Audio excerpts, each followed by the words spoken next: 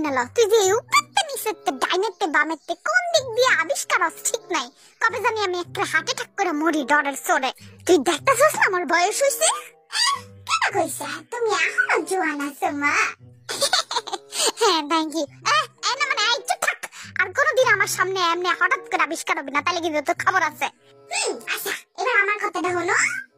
হুনতাছি ক।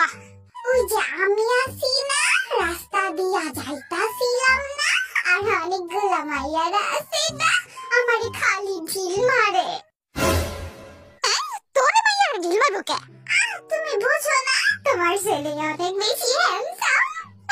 আইছে যেই না চেহারা আবার নাম রাখছে পেয়ারা। আমি কিন্তু সুন্দর আছি, খালি একটু চাইয়া দেখো।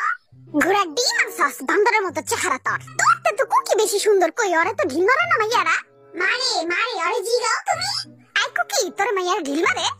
আরে হ খাওয়াবনি আর কইও না, বদরা ডিরে তো খালি ঢিল মারে আর আমারে পাথর ছুঁইরা মারে। ও মা কি কস? চল তো দেখি কোন মাইয়া এই কাম করে। ওই তোরা কয়টা বুইড়া বুইড়া পাথর আর কয়টা ঢিল আর উই পোলা গুলো আইলে মা। আই মে তুমি আমার পোলা গোপে ঢিল মারো কেন? হ্যাঁ মারুম না, আপনি পোলারা তো সুন্দর কেন? রাস্তায় নামলে খালি দেখতেই মন চায়। মা দেখছো দেখছো আমার কিন্তু সুন্দর হয়েছে। আই চুপ থাক গরু। এই যে শুনেন শাশুড়ি আম্মা, ওরে কিন্তু আপনি বকবেন না, ও কিন্তু আমার জামাই লাগে বুঝছেন। ও মা এই পাগল মাইয়া কি কয়?